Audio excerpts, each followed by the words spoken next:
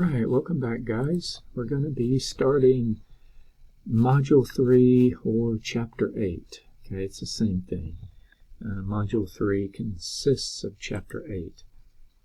But more specifically, we're going to be studying polynomials in general. Okay, so we've looked at a lot of polynomials in this course thus far. We've seen those linear polynomials. We've seen quadratic polynomials. We spent a fair amount of time studying those. We've seen cubic polynomials, but we haven't really seen anything beyond that. And so we're going to just look at polynomials from a general perspective and talk about their behavior, talk about what zeros they might have. Okay, so characteristics that we've discussed before. Alright, so we'll get going. So what exactly is a polynomial function? I know we've talked about it. Well, this right here is the mathematical definition of what it means to be a polynomial. Okay, that prefix poly just means many or more than one, although we can have polynomials with just one term. We can have constant polynomials. Okay, so if you're looking here at this, guys, you're noticing that, or hopefully maybe you're noticing, we've got some terms here, and these terms are separated with plus signs. The a's right here, these are just the coefficients, or the numbers in front of your x's, your variables. And then notice, look at these exponents. It starts out with n, and then the next exponent is n minus 1, and then the next one is n minus 2. So basically, this is a polynomial that's written where the terms have been arranged such that the exponents are descending. And so n would represent the highest exponent, which dictates the type of polynomial it is, whether it's quadratic or cubic. Okay. And then, you know, the a's, or the coefficients, these are just real numbers, and your exponents are whole numbers. Okay. And so this would be an arbitrary polynomial right here that I'm circling. I just made this one up. Oops. Okay. But you'll notice the highest exponent is 5. And then we've got these smaller or lower degree terms here. We've got an x to the 4th. We don't have an x to the 3rd. We've got an x to the 2nd. We've got an x term, and then we've got a constant term here. So sometimes you may have terms that are missing. That's okay. A polynomial is really just a sequence of terms. This would be a 5th degree polynomial. Okay, that's what we would call it. We can try to graph this in Desmos, although I'm not sure, because I just made it up, how well, if we're going to see some of the characteristic behavior that we'll be studying. Oops. But we'll give it a shot. Let's see. What else? 3x to the 4th minus 2x squared. Okay, minus 2x squared. Oops. All right, so even with just those first few terms there, you can kind of notice some typical polynomial behavior. Okay, kind of comes up here, kind of dives down, and then goes back up again. Let me put in the last two terms, plus x minus 1.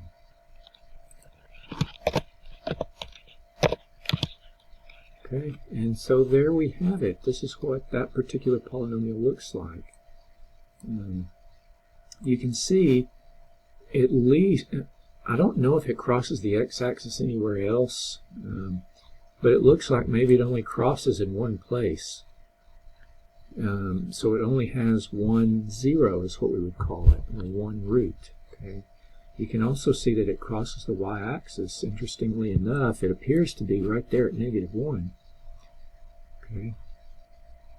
So anyway, these polynomials, they can occur a lot whenever you're trying to develop a model or a function It corresponds with a lot of data that you've collected. So let's say we go out and we collect a whole lot of data, and so we have a value for x and a value for y. Those would be the data points, and you could plot all those data points, and you can use some mathematical tools to actually create a function that will kind of go through those data points, and whatever that function ends up being, that can serve as a model. And we can use that function to predict future behavior with whatever it is that we're studying. Okay.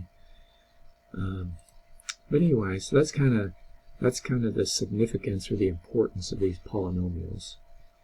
All right. Well, first thing we're going to do is just go over some terminology. Some of these terms you may remember me speaking of previously. So the leading term, it's going to be the term with the highest exponent. Okay, so we're going to be referencing this polynomial here that I made up. So the leading term will be 6x to the 5th. It is the term, okay, so it includes both the coefficient and the x to whatever power. But it may not always be at the beginning of the polynomial, because if a polynomial is just a sequence of terms, the order doesn't necessarily matter. So you could put 6x to the 5th at the very end, and this would be the same exact polynomial. But typically we prefer to write them such that your term with the highest exponent comes first. Okay, and so then the leading coefficient will be the coefficient of that leading term. Well, if 6x to the 5th is my leading term, then 6 will be my leading coefficient. And we'll go on to talk about the fact that the sign of the leading coefficient can tell us something about the behavior of the function when graphed. We've actually already seen this. Do you guys remember thinking about those transformations or analyzing the graphs of quadratic functions? If that x squared term had a negative number in front of it, it was upside down, wasn't it? It was shaped, okay, it had a maximum. But if it had a positive number in front of it, then it had a minimum. It was a valley, okay? So we've already seen how that the sign of that leading coefficient can affect the behavior or the orientation of the graph of the function. And then furthermore, guys, every polynomial is going to have a degree, and the degree of the polynomial itself is simply the highest exponent, and that will always be indicated by the leading term. So the highest exponent here is 5, so we refer to this as a 5th degree, or if you want to get fancy about it, you could call it a quintic polynomial, okay, because that word refers to 5. Like a quintet, a musical group containing 5 members, quintet. And then, furthermore, not only the sign of the leading coefficient, but also the degree can tell us about a polynomial's behavior. And we've seen this. If it's a first degree, it's linear, and when it's graphed, it's just a line. And if it's a second degree, it's quadratic, and when we graph it, it's a parabola, right? If it's a third degree polynomial, we say that it's cubic, and it has sort of that behavior that we observed from this 5th degree polynomial. Okay, and then if it's a 4th degree, you can call it a quartic polynomial. If it's a 5th degree, it would be called a quintic polynomial. Okay. All right. Well, let's look at example 1. We're going to get some practice.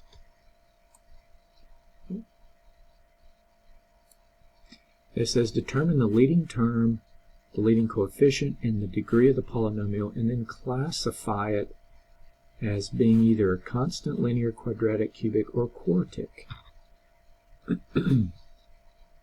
Well, I'm going to start with the leading term. Okay, so the leading term in this particular polynomial is negative 1/4 x to the 4th. It's the term with the highest exponent. Okay. And so, therefore, once you know the leading term, you can know the leading coefficient because it's just the coefficient of that particular term, okay? And the coefficient is just the number in front of x. It's negative 1/4. The degree of the polynomial is just the highest exponent, so this is 4. And consequently, we would call it, because it's a 4th degree, we would call it a quartic polynomial. Okay, think of the word quart or quarter, right? It takes 4 quarters to make a dollar, 4 quarts to make a gallon. In music, there's a quartet. That would be a musical group consisting of 4 members. Okay, a famous example, if you like classical music, would be Vivaldi's 4 Seasons. It's made up of a viola player, 2 violinists, and a double bass. So anyway, it's a beautiful piece of music, guys, if you've ever heard of it or listened to it. Alright, okay, well, let's continue. So we know what the leading term is. We know how to determine that. We know how to determine the leading coefficient, the degree, etc. of a polynomial. Well, knowing the sign of the leading coefficient and knowing the nature of the degree of the polynomial can tell us a lot about something that's referred to as the end behavior, okay, of the polynomial. In other words, how will the polynomial behave at its ends? Or in other words, as x approaches either negative or positive infinity, is the function, looking like this? Is it increasing? Is it going to be decreasing? We can determine that by knowing the sign of the leading coefficient and also the degree of the polynomial. And that's what this chart talks about right here. So, let me go back to the definition of a polynomial for a second. If this is our generic or our template for any given polynomial, now remember, a lot of these terms might be gone, okay, might not even have them, but this would represent our leading term, right, because it'll be the term with the highest exponent, and then ace of n right here, that represents our coefficient. N represents the actual degree, because it'll be the exponent. So, if we know that leading term, then we can determine the behavior, the end behavior, okay, of the polynomial without having to graph it and looking at the graph. This is how the polynomial will behave as x approaches either positive or negative infinity. Okay, and so there's going to be 4 cases depending both on the sign of the leading coefficient and also whether the degree of the polynomial is even or odd. So let me give you an example. Look back at this polynomial right here. The leading term is 6x to the 5th. So the leading coefficient is a positive number, and the degree is 5, which is an odd number. So just simply knowing that, I can tell you that on the ends, the polynomial will be looking like this. The left piece will be kind of going down. Technically it's increasing, because remember, you read a graph from left to right. The left end would be increasing, and the right end would also be increasing. Okay, so this leading term test will tell us how the polynomial is behaving at its ends. It doesn't really tell us what's going on in between. We have to do some more investigation to determine that. Well, let's go ahead and fill out this chart. So, a sub n represents the leading coefficient. So if the leading coefficient is greater than 0, which in other words means positive, is a positive number, there's 2 cases depending on the degree. The degree can be either even or odd. So if the leading coefficient is positive and the degree is even, so think about a x to the second or x to the fourth, think about your quadratic function. Then the end behavior will be like this, okay? And this would be consistent with what we learned about those quadratic functions, right? Because a quadratic is just a specific type of polynomial. However, if the leading coefficient is positive and the degree is an odd number, so this could be like a linear, a cubic, a fifth degree polynomial, then both of those ends, well, no, excuse me, one end will be going down and the other end will be going up, okay? But again, technically, if you read a graph from left to right, both of the function is increasing on the left side, and it's increasing on the right-hand side. But you can also think about these as tails. The left tail goes down, the right tail goes up. And think about that function that we were working with. That was the case for it because the leading coefficient's positive, the degree is 5, which is odd, and look at it, guys. As much as we can see, the left end is going down and the right tail is going up, okay? So that's consistent. All right, now on the other hand, what if your leading coefficient is less than 0, meaning a negative number? Well, again, there's two cases. If the degree of the function is even, then both of those tails will be going down, okay? Because what does that negative do? It flips it, essentially. And then finally, if the leading coefficient's a negative number and the degree of your polynomial is odd, then the left tail will be going up and the right tail will be going down. In other words, it's the opposite of what we had over here, okay? All right, so you can refer back to this little chart if you need to. You can't remember those characteristics and how they affect the behavior of the polynomial. Okay, and so in the notes here I just put, so depending on whether the degree is even or odd and the sign of the leading coefficient, we can determine how the polynomial is going to behave as x approaches either positive or negative infinity. All right, and here's some examples. I'm going to zoom in here. Zoom in a little bit more. All right, so the top row here, guys, we have some examples of some even degree functions. Okay, so x to the second, x to the fourth, x to the sixth, x to the 10th. And look, the leading term in this case actually comes at the very end, doesn't it? They have the leading term highlighted in red or pink or fuchsia maybe, however you want to describe that color. Now look here, the leading coefficient is a understood positive 1 and both ends are going up.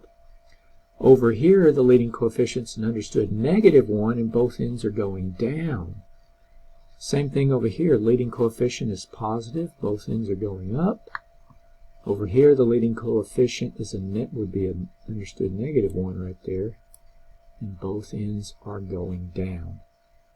And then similarly, if you have an odd degree polynomial, so for example x cubed, the leading coefficient's a positive 1, so the left end is going down and the right end is going up. Here, x to the 5th, and the same thing with this one, x to the 7th, the leading coefficients are negatives. So the left tail goes up and the right tail goes down for both of them. And then finally we have another example in which it's an odd degree polynomial, the leading coefficient is positive, so the left tail goes down and the right tail goes up. And with these examples, guys, you can see how polynomials, they all kind of have the same behavior. They don't have any discontinuities in them. Because remember, what's the domain for a polynomial function? All real numbers. So there will never be any splits or holes in them. They're continuous everywhere. And lots of times they have these curves. They're characterized by these curves. Unless it's like a linear function, then the curve is just straight, right? All right, so those are just some examples to illustrate how the properties of the leading term dictate the end behavior. All right, so let's do a couple examples here. I think that, let's see. I think we'll do 2 videos for this one. So let's look at example 2. It says, choose the end behavior that best describes the function. Well, I didn't put the choices in here. We're just going to draw the end behavior. Okay. Well, it hinges upon the leading term. So what is the leading term? Well, it's the term with the highest exponent. Okay, and in this case, it'll be the square root of 5 times x to the 6th. It's the entire term. You've got to remember that. Okay. So the leading coefficient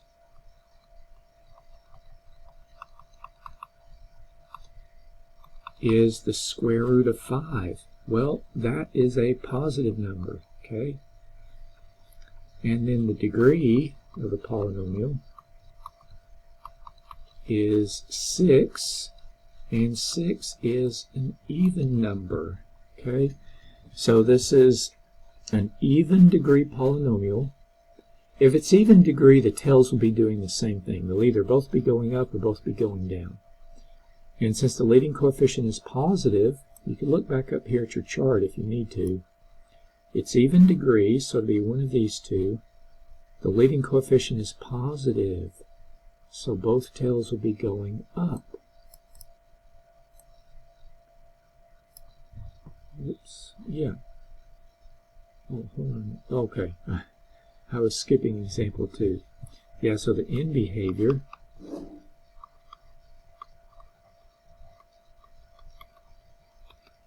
the left tail will be going up and the right tail will be going up. Okay. You can try to graph these guys, but remember, this is the end behavior, so sometimes you may not be able to see that because you might have to zoom out a really long ways. Let's try this one. I'm just curious. Square root of 5 times, it was x to the 6th. Whoops. Okay. Let's see what else. Plus x to the 5th minus x to the 4th minus x. Okay. Plus x to the 5th minus x to the 4th minus x. And my computer froze.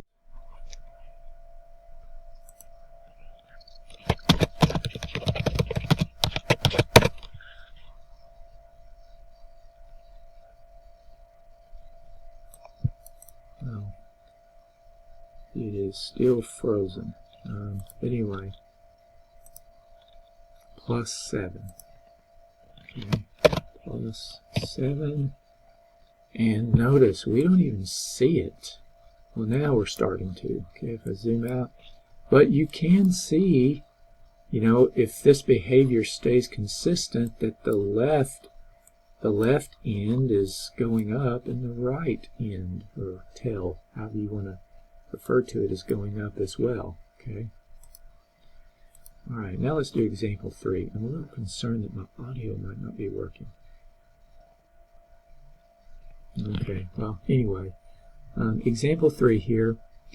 Again, we want to determine the end behavior. Well, that hinges upon the leading term.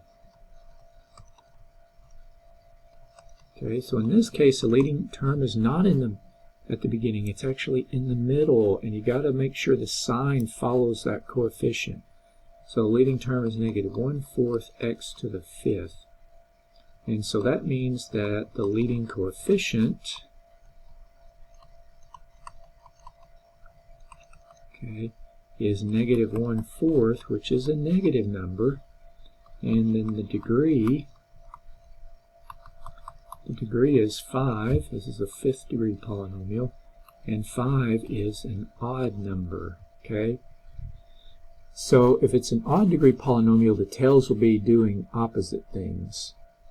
And then if the leading coefficient is negative, if you go back and look at your chart, negative and then odd, it'll be this box here. The left tail will be going up and the right tail will be going down, okay?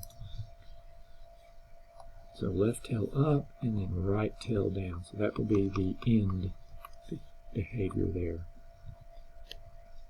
Alright, so that's about halfway through this section. I think we'll do a part 2 and we'll finish this up. We're going to be talking about zeros again, okay? Alright, so I'll see you there.